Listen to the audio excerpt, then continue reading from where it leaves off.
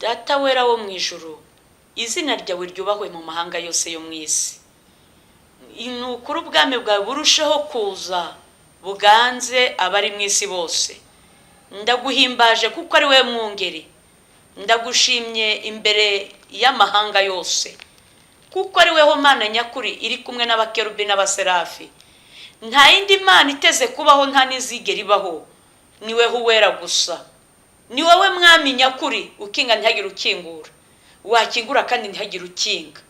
Ni wowe ufite urufunguzo rwa Dawidi. Umva gusenga k'umuja wawe w'imbura mu maro. Niriziki wa wundi w'umunyorogoto mu maso yawe.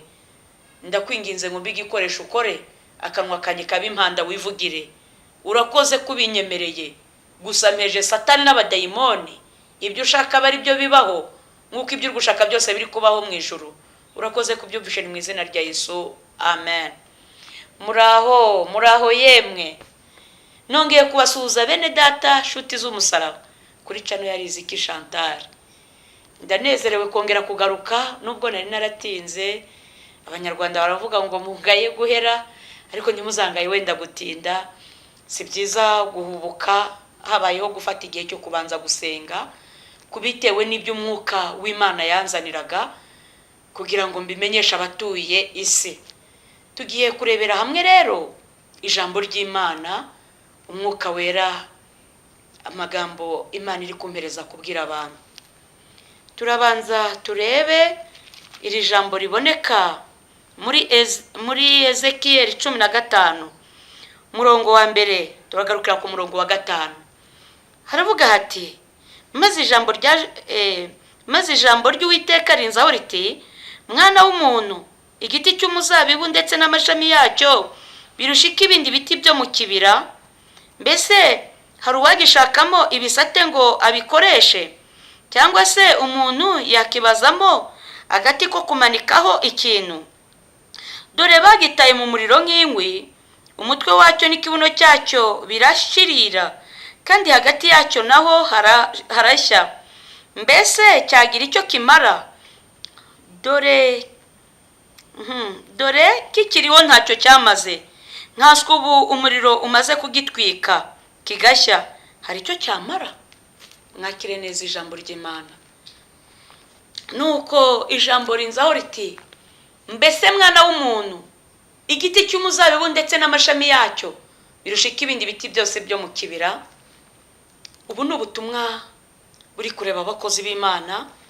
Reka nsomere hamwe n'iri jambo riboneka kwa Yeremiya riri kureba abahanuzi. Umwuka wera yantegetse kubwira abahanuzi. Riraboneka mu gitabo cy'umuhanuzi Yeremiya 23:15. Ndagarukira ku murongo wa 17. Haragira hati, nicyo gituma Uwiteka Nyiringabo avuga iby'abahanuzi atya ati, dore ngiye kubagaburira uburozi bwitwa aposto, mbanyweshe amazi akarishye, kuko abahanuzi b'i Yerusalemu ari bo baturutsweho kutubaha Imana, bigakwira igihugu cyose.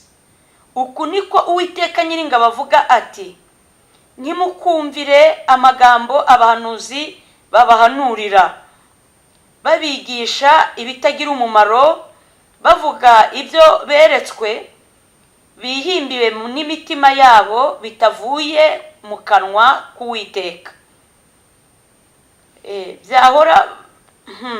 Bahora babwira abansuzugura bati, Uwiteka yavuze ngo muzagira amahoro. Umuntu wese ugendana umutima unangiye baramubwira bati, nta kibi kizakuzaho. Amen. Aha ni ubutumwa bwerekeranye n'abahanuzi bagiye bahanura babeshyera Imana ngo iravuze itavuze, bakayihimbira bitewe n'indamu n'ibyo bashaka. Ndetse abanshari n'abasambanyi, abandi ari abasinzi, kuko bamwe basigaye basinda ndetse bikagaragarira amaso ya benshi.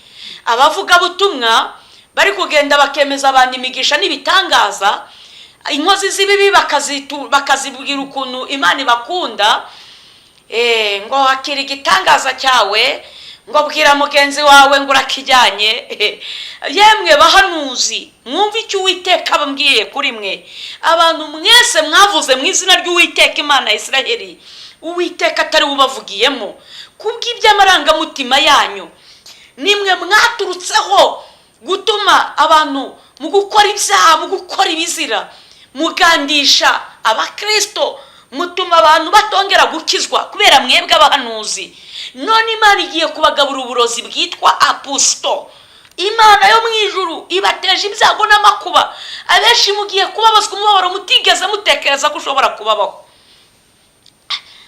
Kugira ngo ntavaho nibagirwa abahanuzi bagiye bamwe burira indege bakajya hanze, abandi bagahamagarwa, mukagirirwa icyizere bakagira ngo muri abantu b'Imana. Mugasenya ingo z'abenshi muvuga ngo Imana yavuze ngo umugabo muri kumwe si uwawe, ngo umugore muri kumwe si uwawe. Mugateza abana kuba imfubyi ababyeyi bahari. Uwiteka bamanuriye inkota, ibyago n'amakuba bimanukiye abahanuzi. Yemwe bahanuzi mwatumwe, mwarangiza mukajya mu midugudu, mukagenda hirya no hino no mu bindi bihugu, mwagera mugasambanirayo. Nk'uko Imana yitegereje Dawidi asambanya muka Uriya, nukuri akicisha Uriya. Icyo ngicyo Imana ikabyitegereza. Ni nako Uwiteka yababonye mu bizira byinshi bitandukanye, harimo n'abasambanye n'amatungo, abahanuza, abavuga butumwa, abahanzi ku giti cyabo. Nuko Uwiteka arambwira ngo abahaye uburozi bwitwa apusto, kuko mwakoze mu jisho ry'Uwiteka, ntimwavuga iby'Imana ishaka, mukemeza abantu ko ari amahoro. Inkozi z'ibibi zose, abambara ubusa, abanitse amabere bose, mukababwira yuko ntacyo bazaba, ko Imana rwose ngo itica. Harya Sodomo yabarimbuye ibahora iki? Ntabwo bari abantu.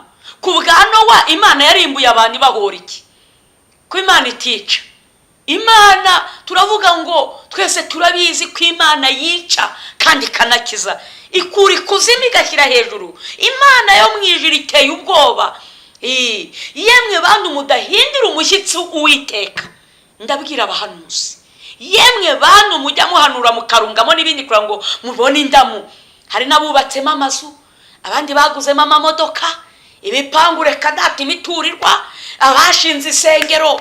Ngabonera aka kantu kuri ubu buhanuzi. Imana irambwira ngo kubwo buhanuzi ngo mbamenyeshe yuko nukuri izo modoka Imana irururutse zose zigiye gutwikwa, ibyago bigiye kubazira. Marayika murimbuza aramanutse, hari abamarayika boherejwe kurwanya nukuri kubw'uburakari Imana ifite bw'inkazi, umujinya ukaze cyane, yibasiriye icyitwa abahanuzi. Ese ubwo Imana nihana abahanuzi? Yemwe barozi muri kuroga abantu mwabamaze, yemwe barozi, si ubwo mwebwe murabahora? Se bwo mwebwe muratuza? Yemwe bapfumu n'abakonikoni, aho muragira ngo kubw'ibigirwamana mubitse Uwiteka arabareka? Niba agiye kwicira abahanuzi, mwebwe azabagenza ate? Yemwe batinganyi, muragenzwa mute? Niba Uwiteka yibasiriye abahanuzi, mwebwe birabagendekera biti?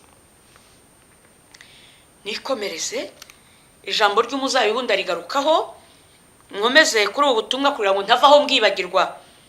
Ku gitabo cy'umuhanuzi Hoseya, ibice 8 umurongo wa mbere kugeza ku wa 4. Igitabo cy'ubuhanuzi Hoseya igice cya 8 umurongo wa mbere kugeza ku wa 4 avuga ngo, shyira impanda mu kanwa, azaza nk'igisiga agwira urusengero rw'Uwiteka. Kuko bishe isezerano ryanjye, bakica amategeko yanjye, bazantakira bati, Mana yacu twebwe Abisiraheli, twebwe abarokore turakuzi. Isiraheli yataye ibyiza, nawe umwanzi azamuhiga. Bimitse abami ntabitegetse, bishyiriraho ibikomangoma ntabizi. Biremeye ibigirwamana mu ifeza yabo n'izahabu yabo, bituma bacibwa. Amen. Shyira impanda mu kanwa, azaza nk'igisiga agwira urusengero rw'Uwiteka. Ngo bamwe bagiye gutakira Uwiteka, agiye kuza nk'igisiga Imana itunguye abantu benshi mu buryo mutabitekerezaga. Imana irabatunguye pe.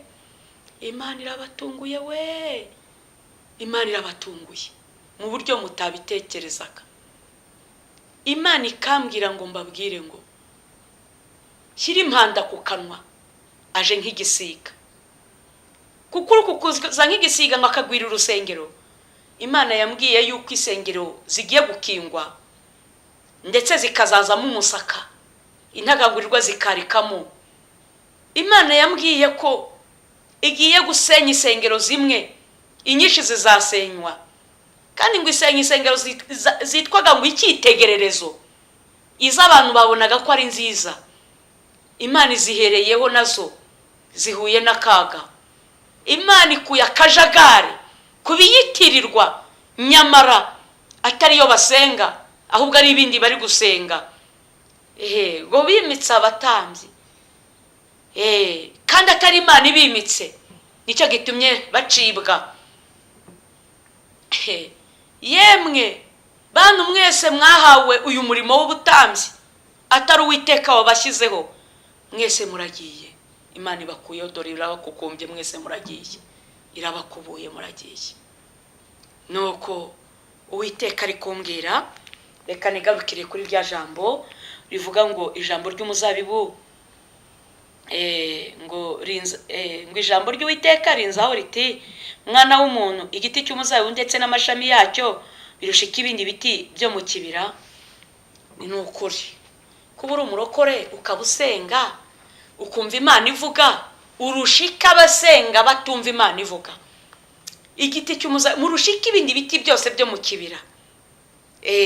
Murushiki umuzabibu, urushiki inturusu, urushiki avoka ko nazo ari imbuto, urushiki amaronje.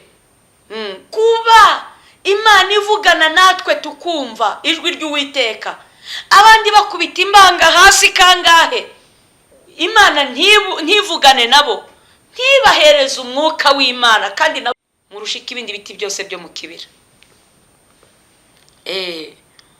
Ngo mbese hari uwagishakamo ibisate ngo abikoreshe, cyangwa se umuntu yakibazamo agati ko kumanikaho ikintu? Bene data, nshuti z'umusaraba, kubwira ijambo banza wibaze umurokore mu Kristo njyana ngo mbese hari uwagishakamo, hari uwakibazamo agati ko kumanikaho ibintu, hari uwakibazamo akabaho hafi aho ngaho. Banza wibaze ngo impamvu Imana ikwitayeho mu Kristo ikakurinda ibyago n'amakuba, abandi bakaba barapfuye ugasigara 94 ukasigara, bagahunga wowe ukabona urarurokotse ukagaruka, nawe warahunze. Imana igutegereje kuzakubazamo imbaho n'agati ko kumanikaho imyenda. Ubona umusaruro Imana igutegereje mari uwuhe? Nta kindi umuzabibu ukeneweho, cyangwa se navuga itunda rya marakuca, nta kindi undi musaruro ni amatunda. Kuko umuzabibu nabonye amafoto bene data hirya no hino ku isi banywereza amafoto, nabonye utabazamo urubaho, nta kindi utegerejwemo uretse imbuto gusa. Kubaza itunda rya marakuca naho iwacu tutabona imizabibu, nubwo wabyibuhute nta wabazamo urubaho. Ni ukuri igitegerejwe muri iryo tunda rya marakuca hategerejwemo amatunda gusa, nta kindi. Nuko noneho umva uko Uwiteka avuga, ngo dore bagitaye mu muriro nk'inkwi, umutwe wacyo n'ikibuno cyacyo birashirira, kandi hagati yacyo naho harashya, mbese cyagira icyo kimara? Dore bagitaye mu muriro wacyo, bagitaye mu muriro nk'inkwi, umutwe wacyo n'ikibuno cyacyo kirashirira, hagati yacyo harashya. Umutwe warashiririye w'iki giti, ntabwo kigitekereza neza, nta bwenge kikigira. Reka da, ubwenge bwaragiye, umutwe warahiye. Icyerekezo ni amaturo gusa, ni agafaranga. Umutwe warahiye. Niba ari n'igiti cy'abashumba, raporo ni kashi, ntabwo ari raporo ku mukumbi, raporo ni amafaranga. Umutwe warahiye ndigikimenya ikibanza ngo kimenye igiheruka, nigishake kibe ari n'igiti aho uri hose. waba uri n'umuyobozi aho wicaye hose, wibuke ko Imana yahakwicaje. Hari abo mwiganye babuze akazi, zirikana ko weho Imana yahakwicaje kugira umumaro mu gihe gisa nk'iki. Ndibuka muri Matayo aho Yesu yabwiye abigishwa be, ntumva ari 27:16, havuga ngo nuko rero mugende mu mahanga yose yo mu isi, mujya guhindura abantu mwigishwa banjye. Aho Imana yakujyana no muri za ministeri, yakujyana mu kazi runaka, yakujyanye ngo ugende ujye kwamamaza ubutumwa bwiza. Mu bucuruzi yakujyanye mu bucuruzi, ntabwo yakujyanye mu rwego rwo gushaka amafaranga, kuko uzatanga raporo yuko witwaye mu bucuruzi. Uzahatangira raporo. Tujya tuvuga abacuruzi bakumva ari abafite iminzani gusa. Yewe yaba ucuruza imyenda, dore Imana yakujyanyeyo uri umukozi wayo, kugira ngo we gucuruza byonyine gushaka, ahubwo uhindurira abantu kuba bigishwa ba Kristo. Ariko ikibazo cyari umutwe, ibitekerezo n'amafaranga. Ariko se koko ni gute waba uzi kurinda igihugu ariko kurinda urugo rwawe bikakunanira? Umugore wawe akarara mu cye cyumba, nawe ukarara mu cyawe. Urumva iki giti kitarahiye umutwe? Cyahiye umutwe. Aho Imana iguhereza ubutunzi ukanga kubyara no guheka, ngo abantu utazabura icyo ubaha, ukorora amapusi n'imbwa. Urumva ufite ubwenge buzima? Ipusi zikakunywera amata, imbwa zikarya inyama, abana bagukomotsaho umugore yasama inda ati tuyikuzemo, ariko imbwa ukayorora. Cyahiye umutwe. Gishya n'ikibuno. Kibuno ntabwo cyicara hamwe. Reka damu kirajya mu tubyiniro muri massage, ntutinye kwambarira isi ubusa, bakandagura umubiri wose, amabere bayakanda muri massage. Cyahiye umutwe. Gishya n'ikibuno ntikicara hamwe. Iki giti ntigitinya guca inyuma y'umugabo, ntigitinya guca inyuma y'umugabo cyangwa umugore cyashatse, ntigitinya gukora ibizira, ugasanga kiratingana. Iki giti cyahiye umutwe, nta bwenge buzima. Niyo mpamvu usanga bimwe biri gusambana n'amatungo. Cyahiye umutwe. Gishya niki hagati kirashya, inda zarahiye. Ye baba we, abakobwa barakura ibyinyo. Inda biri gutuma inda zirashirira z'abahanuzi. Inda z'abahanuzi ziri gutuma bahanura ibitangaza n'imigisha hejuru y'inda kugira ngo bakunde barye. Cyahiye umutwe. Gishya n'ikibuno hagati kirashirira. Inda zabaye inda, hagati harashirira. Aho usanga umusore w'imyaka 20 ari kwihambaho umukecuru w'imyaka 60 ngo bashakane hejuru kugira ngo abone imibereho. Inda zarahiye kandi abakristo ngo bagiye gusezerana. Ye baba we, cyahiye umutwe. Ugasanga umukecuru n'umwuzukuru bashakanye, kubera inda hagati harashiririye, nta buzima kigifite. Ijambo ryambwiye ngo kikiriho ntacyo cyamaze. Ukiri mu iduka ntacyo wamaze. Ukiri muri biro nyobozi y'itorero ntacyo iki giti cyamaze. Iki giti gihawe mikoro ntacyo cyamaze. Abagore bambara ubusa, uri umushumba, uri bishop, ukavuga uti ntacyo bitwaye, ni amahoro, ni amahoro. Iki giti kikiriho ntacyo cyamaze.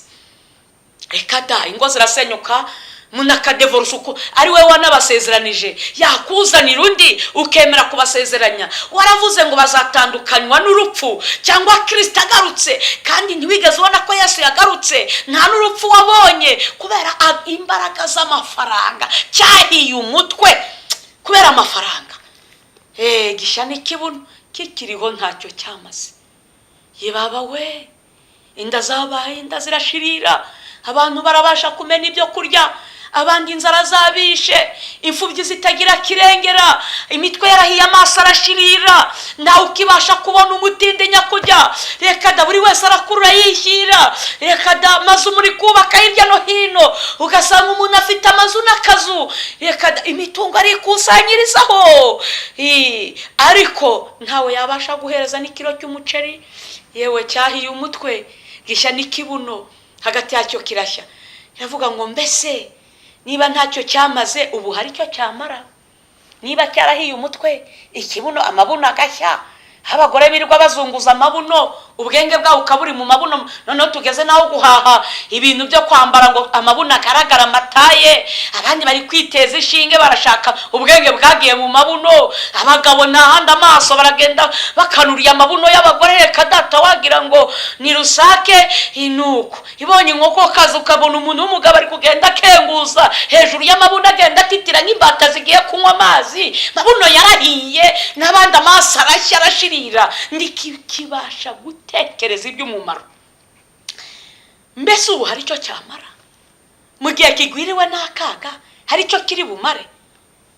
Nuko kubwira ijambo ahangaha nanone ndacyabwirwa ngo mbwira abantu b'Imana bari kunyumva, iki giti cyahiye umutwe. Abenshi barambwira ngo ubutumwa bwawe buradufasha. None se niba bugufasha umutwe ko wahiye ukabushyiraho direde nk'iz'abarastameni uri umukristo, impanda nivuga uzasanganira Kristo uriho direde, amatwi waratobaguye wujuje amaherena, impeta ngizo ku mazuru, iminwa usiga nk'umununi w'inuza, nikoye inzara ari ngizikizu, nikoye impanda nivuga uzasanganira Kristo ari ukumeze, wambara kora, wambara kamini, uri kwambara ubusa, cyahiye umutwe gishya n'ikibuno. Nuko ahangaha kavuga ngo uzi igihe umaze ariko ntuzi iminsi usigaje ku isi. Bikubereye byiza niba hari n'uturoriro rusikaranye twaba twukuramira ubugingo bwawe ugahitamo ubwami bw'Imana.